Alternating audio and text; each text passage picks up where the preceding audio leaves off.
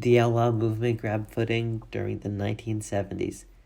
Artists like Willie Nelson, Waylon Jennings, and Chris Christopherson became the major artists that paved this way for this style. As I talked about previously, the Nashville sound was prominent during the 50s and 60s. Big record labels were in control and had the last say in producing records. It seemed to be that the executives wanted to maintain the sound that it had currently had and not have other influences from other genres come into play. However, starting in the late 60s and carrying into the 1970s, this changed and the outlaw movement arrived.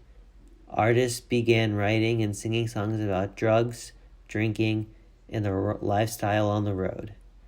Although not all of the music sounded the same, the intent and tones were the same. They were all trying to break out of the Nashville mold and be in control of themselves. It seems like an influence for this was the movements going on in the 60s and 70s, like the women's rights movements and the civil rights movement.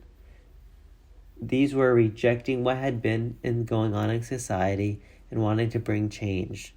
This is exactly how the artists in the outlaw movement felt and wanted to do the same thing. Although this movement only lasted for a decade, it has been a major influence for artists that have come.